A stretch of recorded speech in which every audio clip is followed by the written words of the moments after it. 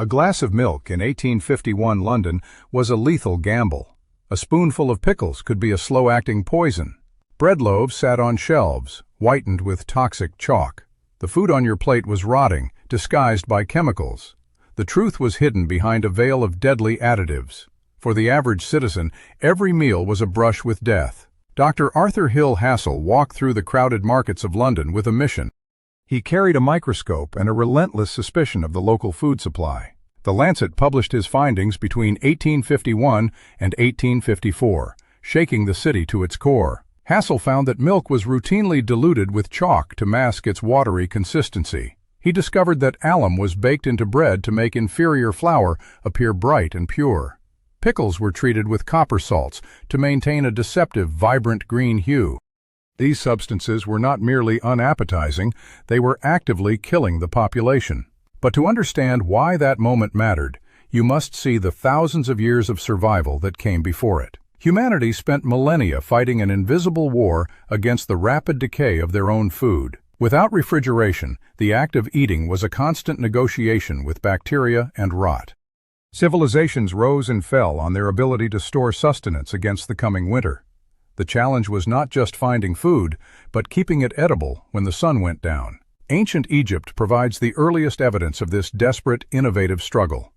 Tomb paintings from the Old Kingdom, dating back to 3000 BCE, illustrate the process.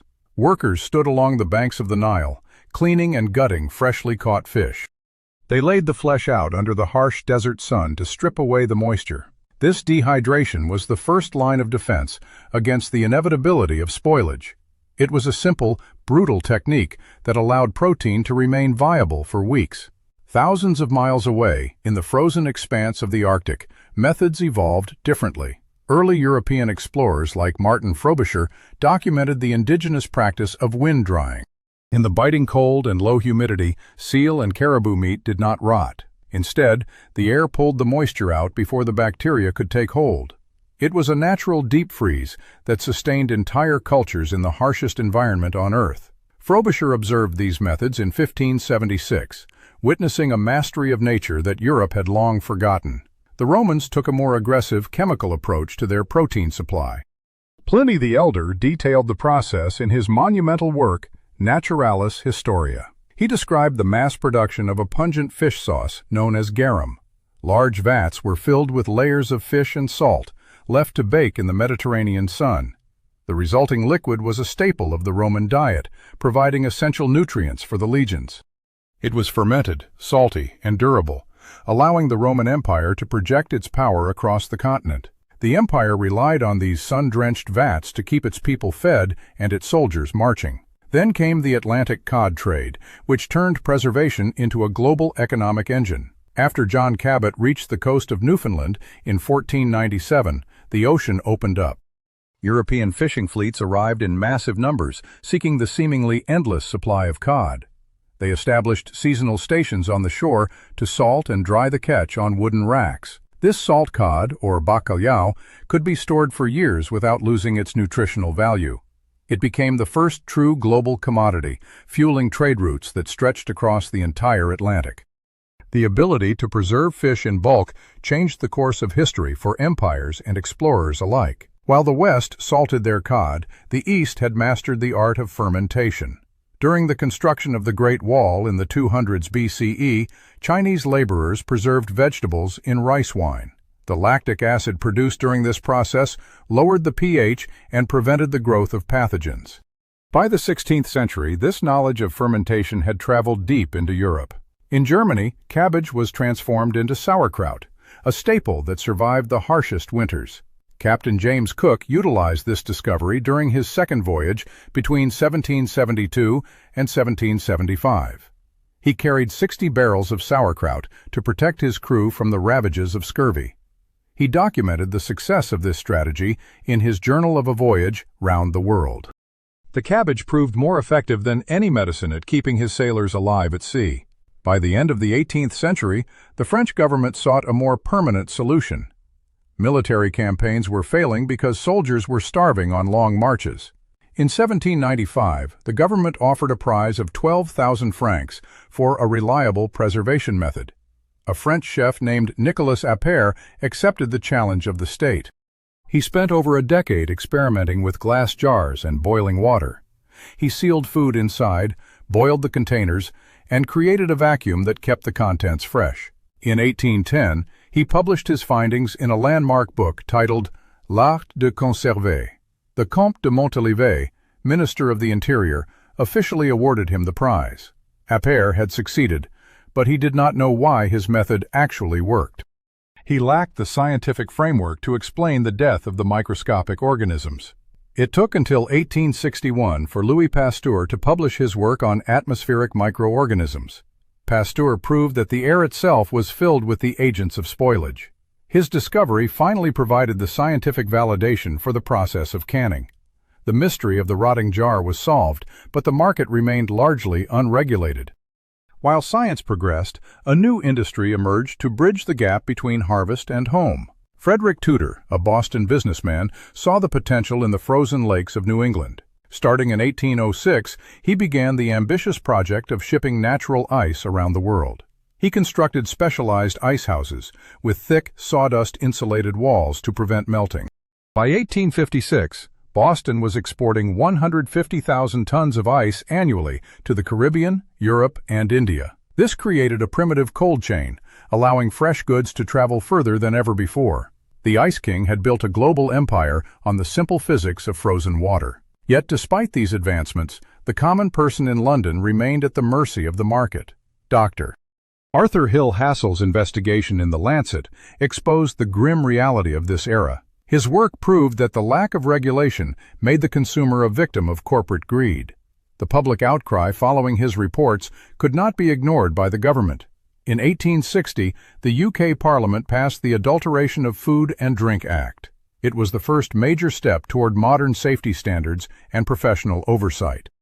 The era of the chalk-filled milk and the copper-tinted pickle finally began to fade. History proved that the preservation of life required more than just salt, ice, and fire. It required the cold, hard light of scientific truth. Ancient tomb paintings from the Old Kingdom offer a grim view of the Egyptian past. Workers stood along the banks of the Nile as early as 3000 BCE. They gutted fish with flint blades to prepare them for the sun. The intense desert heat acted as a natural dehydrator for the harvest. Men laid the fillets on reed mats to bake in the scorching light. This simple process removed the moisture that sustained bacterial life. Egyptian laborers could store these dried rations for months in the dry climate. The technique allowed for the survival of communities during the leanest seasons. But to understand how this desperation shaped human expansion, you need to look at the frozen north. Martin Frobisher arrived in the frigid Arctic waters during his 1576 expedition. He observed indigenous people utilizing a method that defied the harsh environment. The air in the Arctic pulled moisture from meat before rot could set in. It was a natural deep freeze that sustained entire cultures in the harshest landscape on Earth. Frobisher watched as hunters prepared seal and caribou for the long winter. They relied on the wind and the cold to stabilize their food supply. This was a mastery of nature that European explorers had long forgotten. The method required no fire, no salt, and no complex equipment. It was a primitive but perfect application of environmental physics. These documented methods proved that survival was a constant, calculated battle against decay. Every dried fish in Egypt and every frozen strip of seal meat represented a victory. Humanity was learning to outpace the inevitable march of biological breakdown. This struggle for shelf life dictated where civilizations could settle and how far they could travel. The ancient world was built on the back of these small, persistent innovations. Without these drying techniques, the great expansion of early empires would have stalled. The desert sun and the Arctic wind provided the first real defenses against starvation. The Roman Empire demanded a constant supply of protein to sustain its legions. The solution arrived in the form of a pungent, fermented fish sauce known as garum. Pliny the Elder described the process in his encyclopedic work Naturalis Historia during the 1st century. Vats were constructed along the Mediterranean coast to harness the intense heat of the sun. Fishermen harvested massive quantities of small, oily fish like mackerel or anchovies from the sea. Workers layered these fish with salt inside massive stone or ceramic vats. The salt acted as a chemical catalyst to draw moisture from the flesh. The mixture sat in the sun for several months as enzymes broke down the protein. The result was a salty, amber-colored liquid that served as the primary condiment of the Roman world. This fermentation process prevented the rapid bacterial decay common in fresh fish. The Roman military relied on these vats to feed soldiers stationed in distant provinces. Supplies of garum traveled across the empire in sealed amphorae. The sauce remained stable for months, even in the heat of the North African desert. Pliny the Elder noted that high-quality garum became a luxury item among the Roman elite. Common citizens used it daily to add flavor and nutrition to their basic grain diets. The reliance on these vats turned the coastline into an industrial production zone. The smell of fermenting fish defined the landscape of Roman port cities. Archaeologists have unearthed these production vats across the ruins of Pompeii and Hispania. The Roman state managed the logistics of this supply chain to keep the populace fed. This ancient method provided the essential protein required for the expansion of the empire. The truth was that the Roman military could not have conquered the Mediterranean without it. The garum vat was the silent engine of the Roman diet. But to understand how this system of preservation shaped the global economy, you need to see the rise of the Atlantic trade. John Cabot sailed across the Atlantic in 1497. He arrived at the rocky shores of Newfoundland. His logs recorded seas thick with massive schools of cod. The fish were so abundant they slowed the progress of his ships. European fleets followed his route across the Northern Ocean. They discovered a protein source that could sustain entire nations. The merchants established seasonal stations along the rugged coastline. They built wooden racks to dry the massive hauls of fish. Workers cleaned the cod and buried them in heavy layers of salt. The salt drew out the moisture through the process of osmosis. This created a product that remained stable for years. The dried fish became known as bacalhau among the traders. It was light enough to pack into the holds of wooden ships. It was durable enough to survive the long journey back to Europe. This commodity fueled the growth of the Atlantic trade networks. The cod trade provided a reliable food supply for growing cities. It allowed sailors to venture further into the open ocean. They no longer feared the depletion of their food stores. The fish became the bedrock of a burgeoning global economy. Wealth flowed from the Newfoundland banks to the ports of Europe. But to understand how this preserved protein changed the map, you need to see the scale of the operation. Thousands of men worked these remote stations for months at a time. They turned a wild marine resource into a standardized, tradable asset. The salt cod trade was the first true global commodity market. It proved that a simple, cured fish could dictate the wealth of empires. This was the mechanism that powered the expansion of the Atlantic world. It turned the vast, cold ocean into a highway for international commerce. The cod did not just feed the people of the 16th century. It built the infrastructure of the modern age. The northern frontier of China in the 200s BCE was a landscape of dust and exhaustion. Tens of thousands of laborers worked under the orders of the Qin dynasty. They built the massive stone fortifications known as the Great Wall. The climate was unforgiving, and the supply lines were frequently severed by war. Workers required food that could survive the heat and the long months of isolation. They discovered that vegetables submerged in rice wine resisted the rot of the sun. The liquid created an acidic environment that killed the microbes, causing decay. This was an early, accidental mastery of lactic acid fermentation. The vegetables did not spoil despite the harsh conditions of the worksite. The laborers thrived on this fermented sustenance while the structure rose from the earth. But to understand why this moment mattered, you need to see how the technique crossed the world. Centuries later, the practice moved steadily across the vast Eurasian landmass. By the 16th century, the method took root in the cool climates of Germany. The people of the region began using lactic acid fermentation for their local cabbage crops. They shredded the leaves and packed them into wooden barrels with heavy layers of salt. The cabbage released its own juices and fermented in the dark of the cellar. The resulting product became known as sauerkraut. It was a survival food for the long, freezing winters of Central Europe. Families relied on these barrels to provide nutrition when the fields were buried in snow.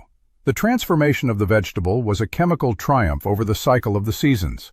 The process required no heat and no external additives to maintain its stability. This was a direct, documented continuation of the techniques developed on the Chinese frontier. The same biological mechanism that fed the wall builders now sustained the populations of Europe. It was a quiet, persistent revolution in how humanity secured its own survival. The barrel of cabbage became as vital to the household as the grain silo. The truth was that fermentation had become a foundation of human civilization. Without this preservation, the ability to settle in difficult climates would have withered away. The cabbage changed from a perishable leaf into a stable, life-sustaining asset. This was the reality of food security before the age of the machine. The year was 1772.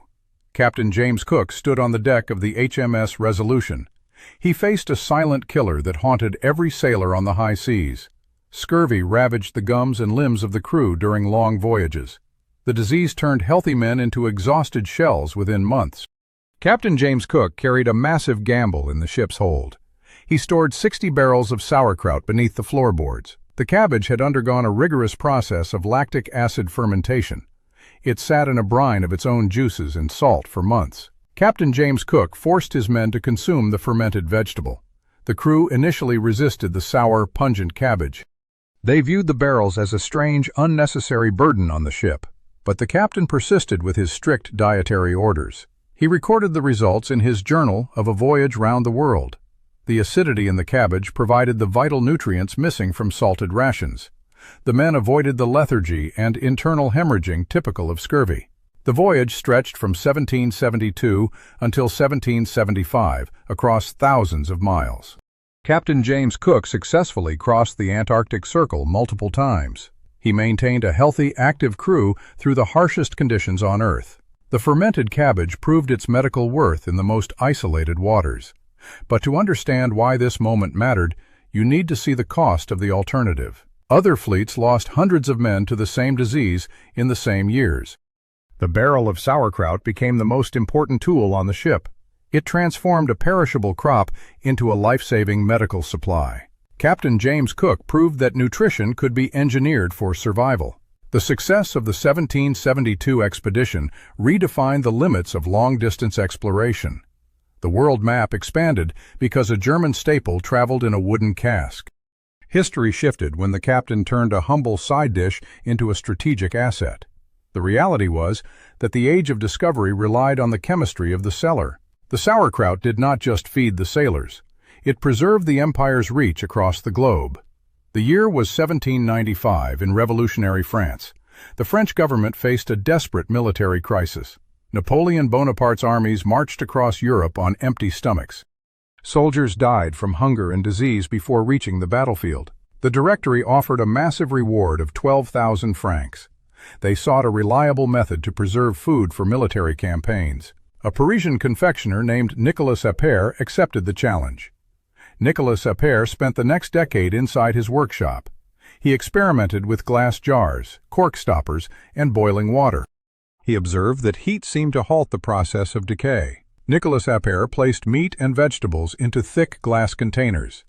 He sealed the jars with wax and reinforced them with wire. He then submerged these jars into pots of boiling water. The heat radiated through the glass and into the food. Nicolas Appert believed the vacuum inside the jar prevented spoilage. He lacked the scientific knowledge of bacteria or microbial life.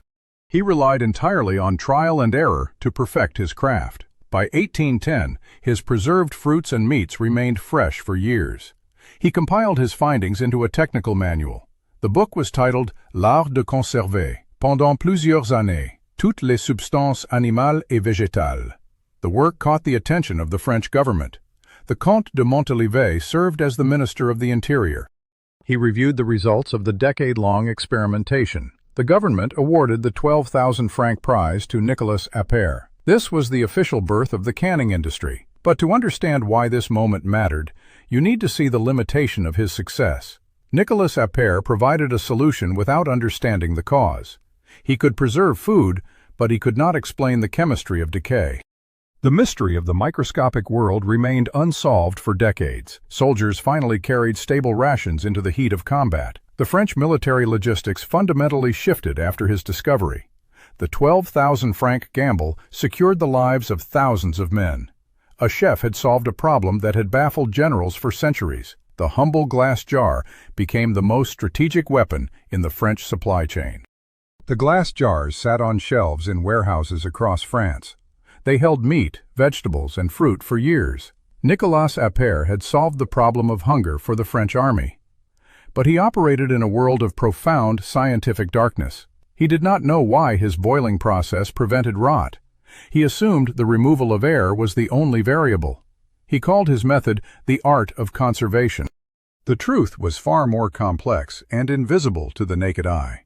But to understand why his method eventually succeeded, you need to see the microscopic world he could not perceive. Decay was not a chemical accident. Decay was a living, breathing biological process. For decades, the scientific community struggled to explain the spoilage inside the sealed jars. They blamed the atmosphere. They blamed the oxygen. They blamed the nature of the food itself. The mystery remained unsolved until the middle of the 19th century. In 1861, a French scientist named Louis Pasteur changed the trajectory of human history. He published a groundbreaking document. The title was Mémoire sur les corpuscules organisés qui existent dans l'atmosphère. Louis Pasteur presented evidence that changed everything. He proved that microorganisms existed everywhere in the air. These invisible entities caused food to ferment and rot. He demonstrated that heat killed these organisms. He showed that sealing the container prevented new organisms from entering. The canning process finally had a scientific foundation. Nicolas Appert had been right by accident. Louis Pasteur proved it with rigorous experimentation. The boiling water did not just remove air, it sterilized the contents of the jar. The secret was not the vacuum, but the elimination of microbial life. This realization ended the era of guesswork in food preservation. The industry moved from the kitchen of a confectioner to the laboratory of the chemist. Safety became a matter of controlled temperatures and sterile environments. The invisible enemy was finally identified. The era of modern food safety began with a microscope and a publication. In 1806, a Boston businessman named Frederick Tudor looked at a frozen pond in New England and saw a fortune. Most people saw a nuisance that halted winter travel. Frederick Tudor saw a commodity. He purchased his first shipment of ice and chartered a brig to the Caribbean. He aimed to bring the chill of a Massachusetts winter to the tropical heat of Martinique. The logistics of the trade were brutal and unforgiving. He needed to keep the ice from melting during a weeks-long journey across the Atlantic. Frederick Tudor experimented with different types of insulation to line the ship's hull. He eventually settled on sawdust and straw. The organic material created a thermal barrier that slowed the heat transfer. He built massive windowless ice houses on land to store the harvest. The structures featured thick, double-walled timber frames packed with insulating debris. By 1856, the operation had reached an industrial scale. Frederick Tudor exported 150,000 tons of natural ice from Boston every year. His ships carried the frozen blocks to the Caribbean, Europe, and even India. The ice arrived in ports thousands of miles away from the original harvest site. It was a feat of engineering that defied the limitations of the era. The trade required a sophisticated cold chain before the invention of mechanical refrigeration. Workers cut blocks from frozen lakes using horse-drawn saws. They hauled the heavy units into insulated warehouses before the spring thaw. The ice sat in the dark, preserved by its own massive thermal density. It became a staple for the elite and a medical necessity for hospitals. The global economy relied on the frozen water harvested from New England winters. But to understand why this empire eventually collapsed, you need to see the cost of the trade. The business relied entirely on the climate of the north. A mild winter meant a failed harvest and a void in the global supply. The industry was a hostage to the seasons. The Ice King had built a kingdom on a resource that literally evaporated under the sun. His success paved the way for the mechanical systems that would eventually render him obsolete. But for half a century, the world lived on ice pulled from the lakes of Boston. The transition from natural harvest to factory production was already beginning in the shadows of his warehouses. The age of the ice merchant was brief, but it redefined the limits of human consumption. In 1851, the medical journal The Lancet began a grim investigation into London's food supply. Dr. Arthur Hill Hassell took samples from grocers and dairies across the city. He placed the substances under a microscope to reveal what the public actually consumed. The findings shattered the illusion of a clean market. Milk was routinely diluted with chalk or plaster of Paris to improve its color. Bread loaves contained alum to mask the use of low-quality rotting flour. Pickles and bottled vegetables were treated with copper salts to maintain a vibrant, unnatural green. The deception was systemic and driven by the absence of effective regulation. Merchants relied on these toxic additives to hide the effects of decay. For decades, the invisible cost of this practice was paid in chronic illness and death. The Lancet published these findings in a series of reports between 1851 and 1854. The public outcry forced the British Parliament to acknowledge the danger. In 1860, the government passed the first Adulteration of Food and Drink Act. This legislation established the foundation for modern food safety standards. It criminalized the addition of harmful ingredients to food and medicine. The era of unchecked chemical tampering finally began to recede. Scientific analysis replaced the dangerous guesswork of the previous centuries. The industry shifted from a trade of secrets to one of government oversight. The transition marked the end of the long struggle against invisible spoilage. You walk through the grocery aisle today and reach for a sealed container without a second thought. You assume the contents are safe because the law demands it. But the history of your dinner is a cycle of hidden poison, and the shelf is only as secure as the next oversight.